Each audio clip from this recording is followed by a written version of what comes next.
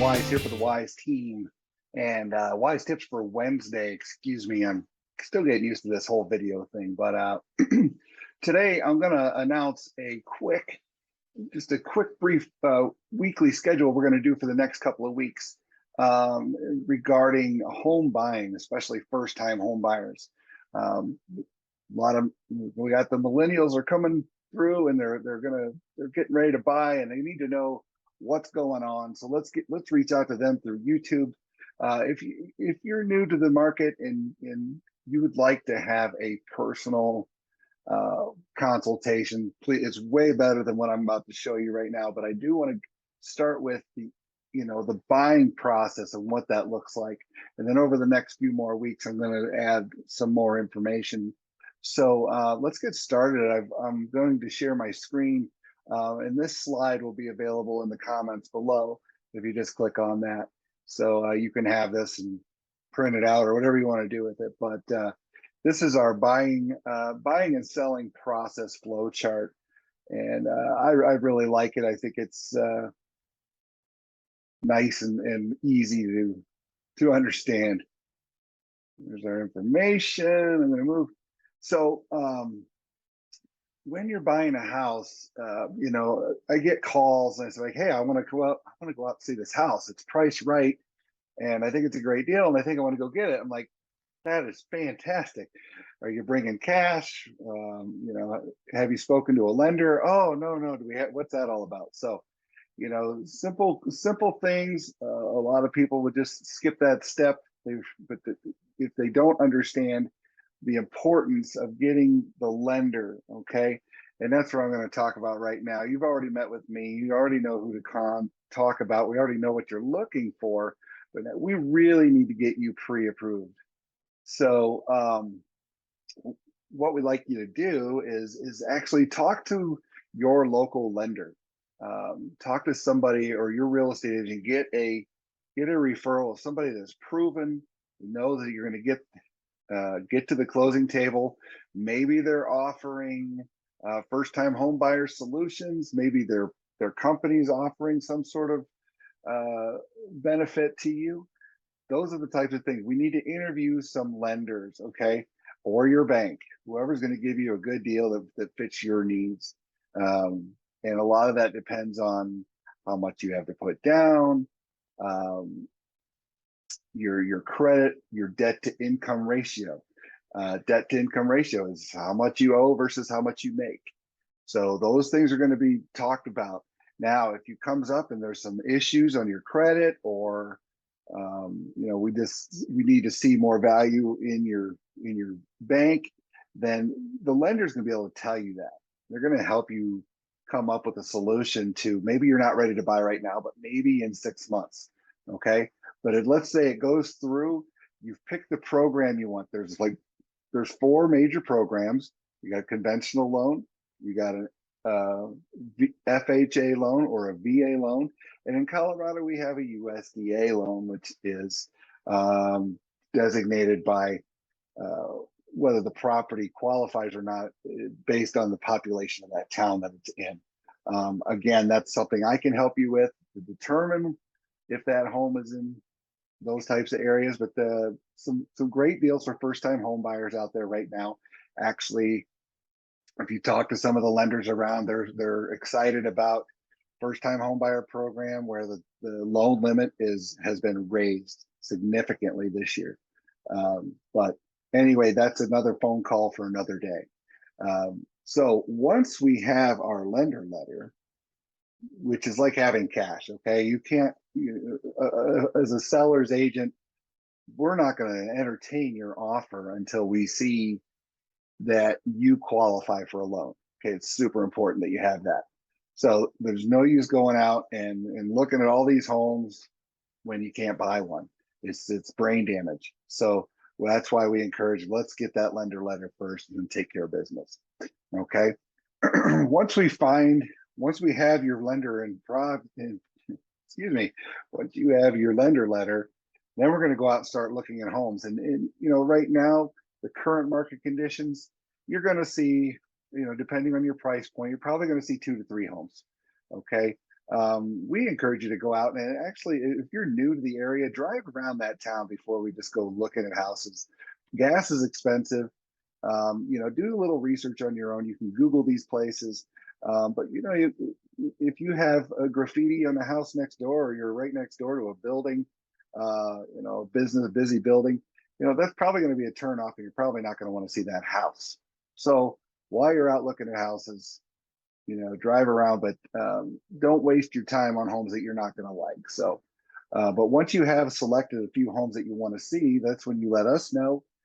We will set them up. We'll get passcodes to get in. The lockbox will meet you at the property, and we'll have all the details of the properties with us so we can educate you on HOAs.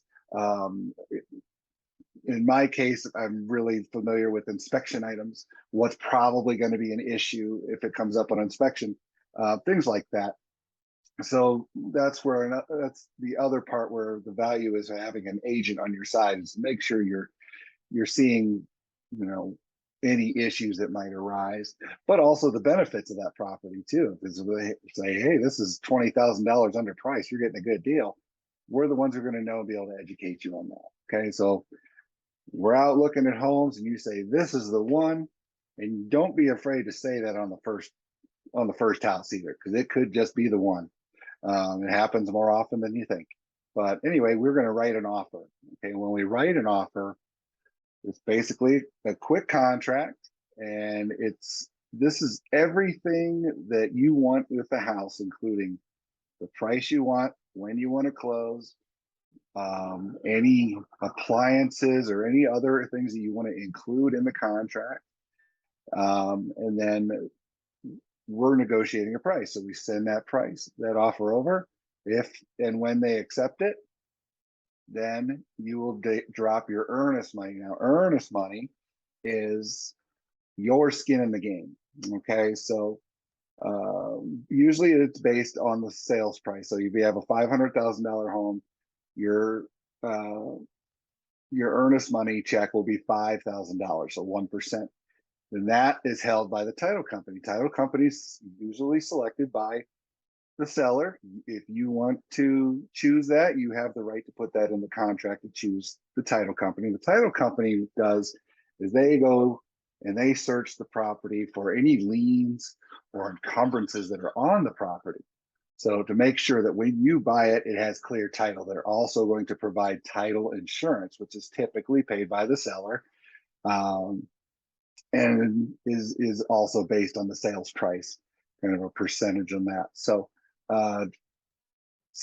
you got the title company working. Once you get going, they're going to be holding that earnest money, and that earnest money comes off of your down payment, okay, or it comes off of any fees that you might owe at closing. Okay, so the title company's going to hold that $5,000 check, and like I said, it's based on the sales price. So if it's $1 million, it's probably going to be $15,000 to $20,000. Anyway, so now that you have the contract in place, once it's accepted, now we're going to schedule an inspection, typically around 10 days out from the contract, going under contract. I can refer you to inspectors. You can inspect the home yourself, or you can find an inspector who fits your needs and your budget.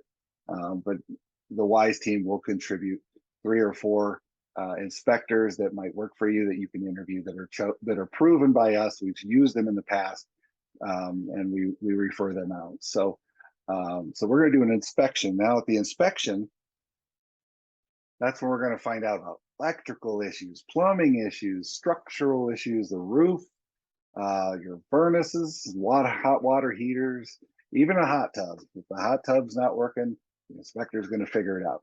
So then we will go to the seller with a list of items that we're requesting to be repaired or negotiated on. Maybe a price reduction, maybe a credit, things like that. But we're going to ask that these things be addressed, okay? Then the seller is going to send back what's called the resolution. And the resolution is what is kind of like their counter offer. Here's what we're willing to do based on the list that you gave me. Here's the list. Here's what we're willing to do. And again, that can be a price reduction. It could be a credit. It could be, we're going to fix A, B, and C, but we're not going to do D. So what has to happen is the buyers and sellers must agree on on that resolution. Not that particular resolution. We can go back and forth, and sometimes it takes a week to figure out what we want to do that's fair to both parties.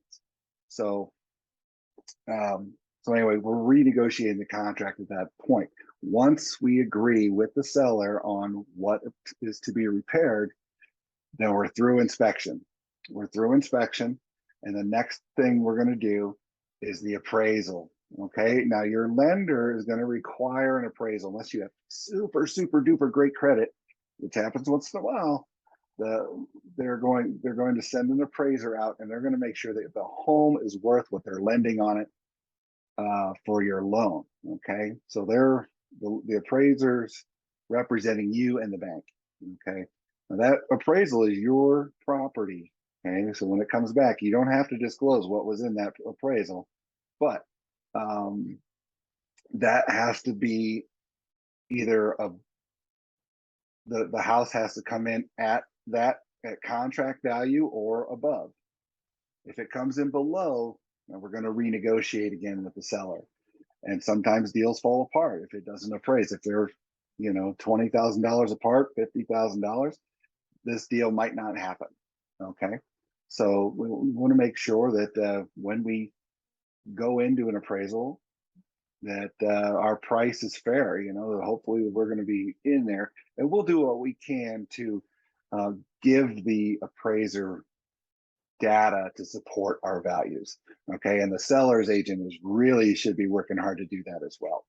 Okay, so once the appraisal is done and everything looks good, then the final piece is closing. Okay, and closing's a great day. This is the day we're all sitting around the table enjoying ourselves and feeling excited that we're buying our first house or a house, whatever.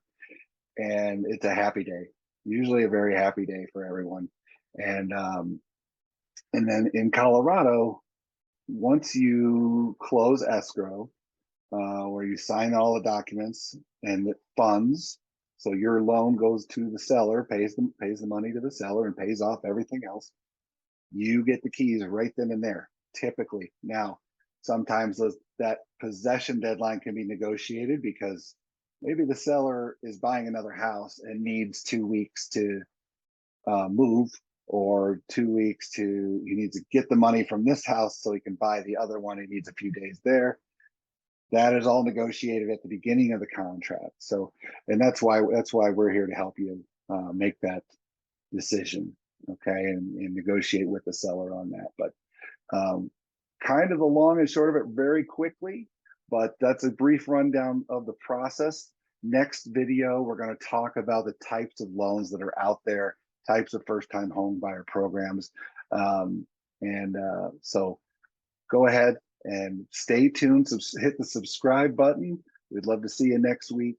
And please feel free to call me anytime directly on my cell phone, 720-442-0899, or check us out on the website. We also have a great mobile app for looking up not only listings, but also rentals.